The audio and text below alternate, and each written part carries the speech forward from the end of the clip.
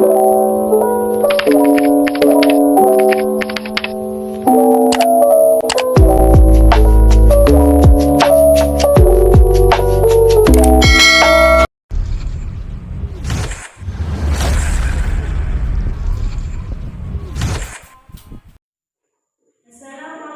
warahmatullahi wabarakatuh. Waalaikumsalam warahmatullahi wabarakatuh. Selamat pagi semuanya. Sebelum kita mulai pelajaran pada pagi hari ini, lebih baiknya kita membaca doa terlebih dahulu. Berdoa dimulai.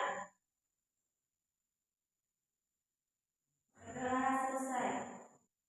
Pada pagi hari ini saya akan menjelaskan mengenai faktor produksi. Mungkin dari kalian ada yang mengetahui apa itu faktor produksi? Faktor produksi adalah segala sesuatu barang dan jasa yang dapat digunakan untuk menciptakan atau menambah nilai guna dari barang dan jasa. Maksudnya, segala sesuatu yang dibutuhkan itu termasuk faktor produksi. Seperti kalian sekolah membutuhkan buku tulis, membutuhkan alat tulis dan sebagainya. Contoh yang sederhana seperti itu. Mungkin ada yang dipertanyakan mengenai faktor produksi. Pengertiannya mungkin kurang paham atau kurang jelas. Saya menjelaskan faktor produksi ini. Baik, saya akan melanjutkan macam-macam faktor produksi. Faktor produksi di sini ada 4 macam. Yang pertama sumber daya manusia, yang kedua tenaga kerja, yang ketiga modal, yang keempat kewirausahaan. Sumber daya manusia adalah segala faktor produksi yang berasal dari kekayaan alam yang dapat digunakan untuk memenuhi kebutuhan manusia. Sumber daya alam meliputi udara, tanah, air, sinar matahari, hewan, tumbuhan, dan bahan tambang. Yang kedua, tenaga kerja. Tenaga kerja adalah faktor produksi yang berperan dalam mengelola sumber daya lainnya. Tenaga kerja dapat dibagi berdasarkan golongan. Yang pertama berdasarkan sifatnya. Berdasarkan sifatnya itu ada 2, dilihat dari jasmani dan rohani. Yang berdasarkan kualitas itu ada 3. Yang pertama tenaga kerja terdidik, yang kedua tenaga kerja terampil, yang ketiga tenaga kerja tidak terdidik. Baik, di sini saya akan menjelaskan tenaga kerja yang bersifat jasmani. Tenaga kerja yang bersifat jasmani yaitu menggunakan tenaga dalam kerja. Maksudnya itu seperti orang bertani, tukang kebun, itu dilihat dari jasmaninya. Kalau dilihat dari rohaninya itu mereka melalui pikiran, seperti guru, dokter, dan lainnya.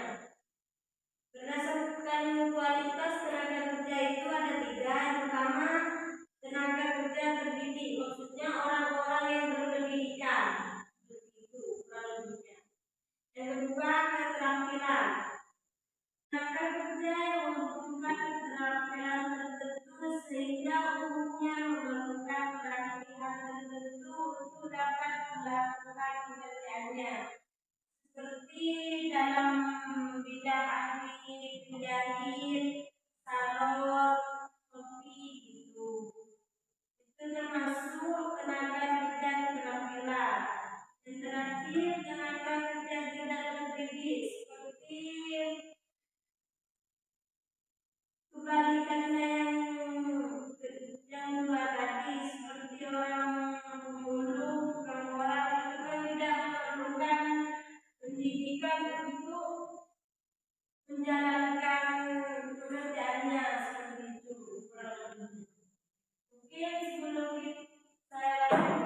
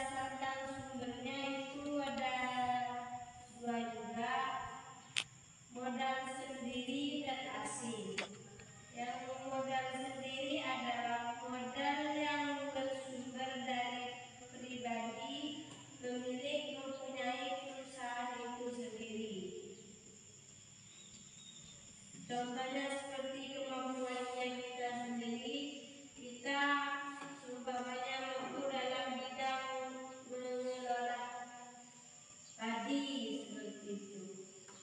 Yang kedua, modal asing adalah modal yang berasal dari pinjaman pada bank atau pihak lainnya. Seperti itu.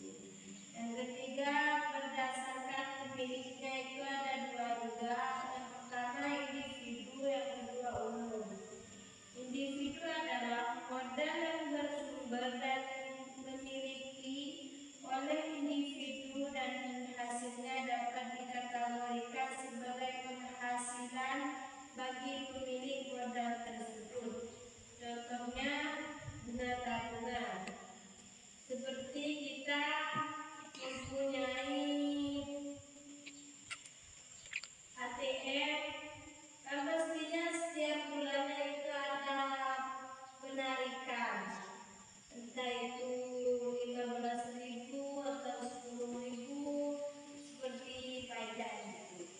Yang kedua, modal umum adalah faktor produksi modal yang berasal dari pemerintah dan digunakan untuk kepentingan bersama seperti pasar.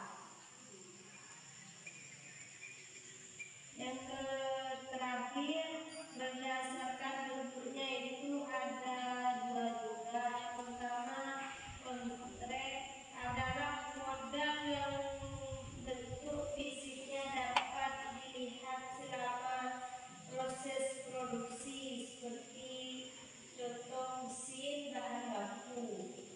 Yang kedua, modal abstrak adalah modal yang tidak memiliki bentuk fisik namun berharga dan memiliki kegunaan bagi perusahaan. Contohnya hak tekan, hak merek, dan nama baik. Baik, yang nomor 2 adalah kewirausahaan. Kewirausahaan adalah keahlian dan keterampilan yang dimiliki oleh seorang dalam mengkoordinasi faktor-faktor produksi sedemikian rupa sehingga memperoleh hasil yang diharapkan.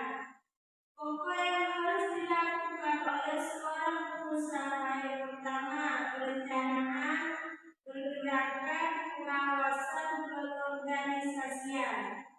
Mungkin